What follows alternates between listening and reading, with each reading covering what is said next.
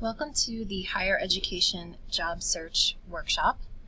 My name is Suzanne Grossman, and I am the Deputy Director of Career Services and Alumni Relations for the Marxe School of Public and International Affairs at Baruch College, where I work with graduate students and alumni from our master's degree.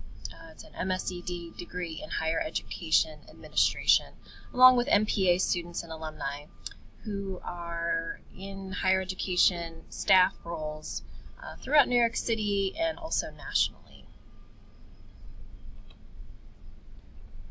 A first step in the process is, where do you see yourself within higher education?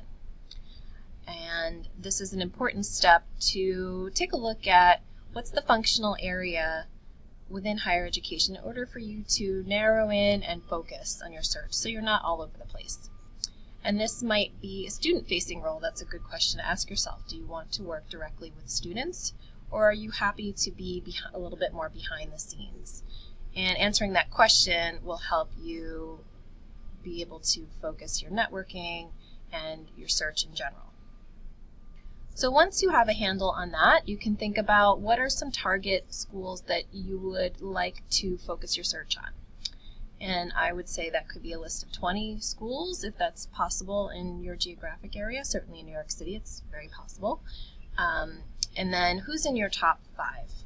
Often questions around geography will play a part of this. If you live in one part of the city, you may not want to travel more than an hour or less to get to your workplace. So that will help you narrow. Also, what is the reputation of the school? What's their specialty? Are they a private university? Are they a public university? These are all questions to ask yourself in terms of your preferences. And that's going to help you put together this target list. One thing to know about higher education is that the process is not fast. There could be exceptions to this, but in general, it could be 6 weeks to many months from the point at which you submit your application to when you'd actually come on board for the job. So it's something to know as you go into the process.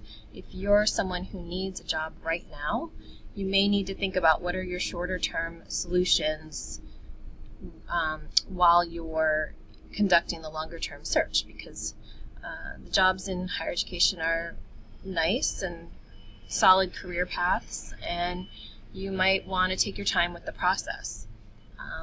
And so to find the right fit, just know that this is not a quick process. And I'm speaking about staff positions here, not as much. I think this presentation is not about faculty roles. There's a variety of online job boards that you can use, higheredjobs.com, HERC, Inside Higher Ed, and you can set up email alerts on these sites. I wouldn't rely exclusively on them because they can be out of date, and so the best source is going to be the university HR website for the most current postings. When you do your networking, you can find out about jobs that are coming down the pipeline but are not yet posted. It can take quite a while for a department to get the paperwork through HR and have the position actually posted, yet they may know from several weeks or even months that they plan to do some hiring. So it's something to keep in mind for your networking as a question to ask. Do you foresee positions coming down the pipeline? And you'll be among the first to know about them and be able to better prepare for them as a result. So you've probably heard this before, but networking is such a key part of the process. For any one job, there could be 80 to 400 or more applications, and I'm basing that number on searches in higher education that I've been on. The more junior the job, the more applications. And they may only bring in 8 or 10 people in an initial round or less, and so there could be 20 good resumes in the large stack. So how do you get on the short stack? And one of the ways is to start doing informational interviews at your target list.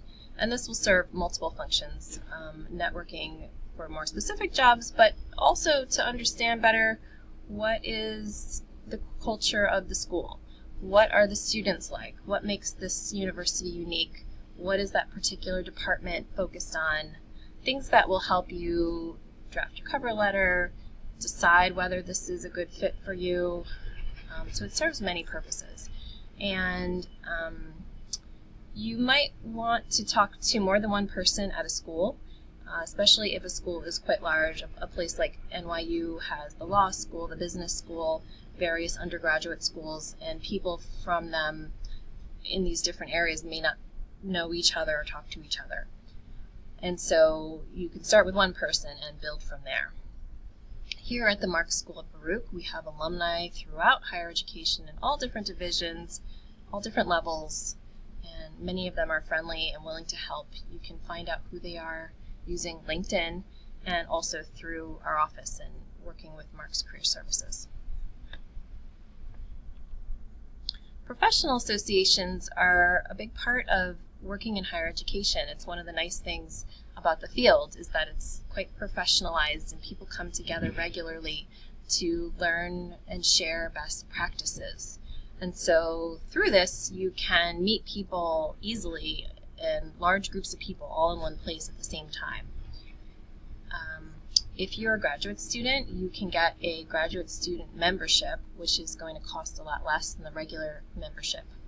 It's also a nice thing to put on your resume. It establishes that you are committed to the field and you are, similar to others who are already working in the field, if you're not already in the field. And so here's a list of a few in different functional areas. There's usually at least one or several. Sometimes it's national, local, regional. That's certainly the case in career services. And so look at a professional association. That's one of the fastest and easiest things you can do. And look and see if there's any upcoming local events that you can attend. This concludes part 1 of the higher education job search. And in part 2, we're going to go into more depth around the actual hiring process, interviewing, some other tips. I'm going to go into more depth specifically around the CUNY hiring process. And I look forward to having you participate in that. Thanks.